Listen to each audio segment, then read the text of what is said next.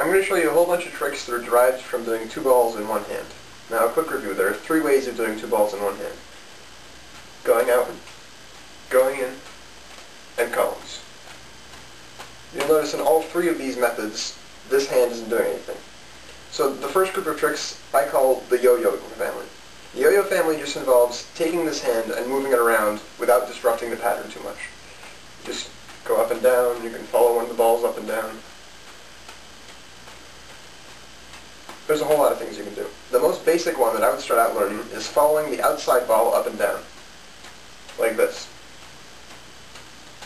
Now, if you can't do three balls like that immediately, if it's a little too hard for you, you can always practice with two. Just go like this. Just try to get the speed right. You're trying to keep them about level the whole way, so you want to keep pace. You don't want to be going too fast or too slow, otherwise it'll ruin the illusion.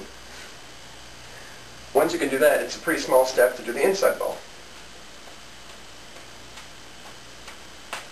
The yo-yo, which is what the family is named after, is a trick where you're following the inside ball up and down from above it.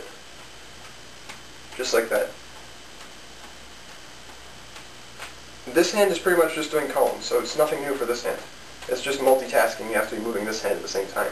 Now, since you're going to be above the ball you're throwing all the time, you might have to throw it a little bit lower, so keep your pattern a little bit tighter, so you're not trying to reach above it the whole time. You're kind of getting out of control there.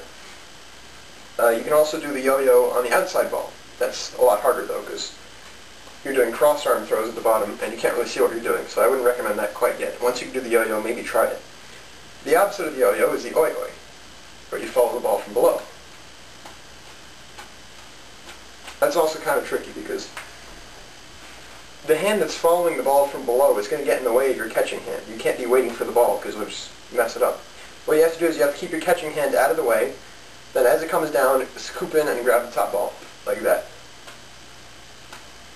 So try that a few times before you go into three balls.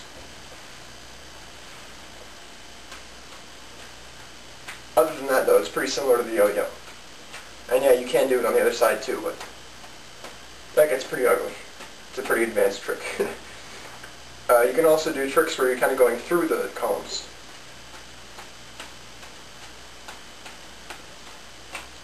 You can do other tricks where you're doing outside, for example, and you go around every ball. I think that's called the tornado. You can choose to follow a ball when you're going around the circle.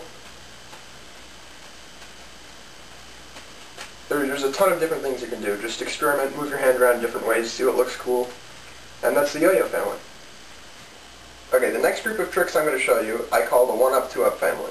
Basically, instead of just moving the other hand around, up and down, around, whatever, you're actually going to be making throws with it. So instead of going like this, you go like this. That's almost the basic one-up, two-up pattern.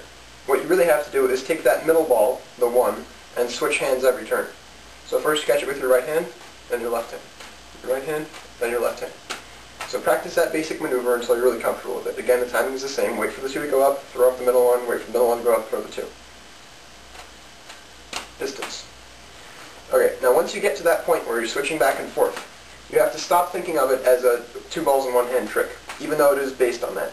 You have to start thinking of having 5 columns in front of you. There's the 2 columns here at each shoulder, where you're going to be throwing up the 2, and there's 1 column in the middle and 1 on each side for the middle ball to go to.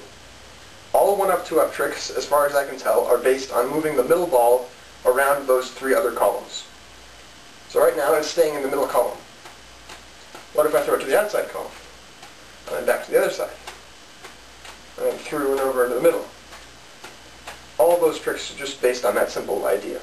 So you can do, let's see, there's the M, where you're throwing the middle ball across and back. There's a W, which goes underneath the 2 balls. Same concept. There's tennis.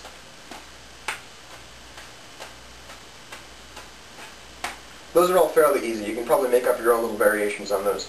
Now if you want some added difficulty, you can add in passing. So you go like this, you keep it on the right side, you pass it over, go on the left side. It's sort of like a box pattern. Of course that's going to be harder to do. You can also combine that with tennis. You get kind of a shower effect. You could also cross the 2 that are going up. Good. For that, you should probably start practicing with 2 balls. just throwing them at the same time, and make sure one of them goes a bit higher than the other one. I usually use my strong hand. It doesn't even matter if it's much higher, it still looks pretty good. Just make sure they don't hit each other, and you'll be alright. You just have fun with that and mess around, and there you go.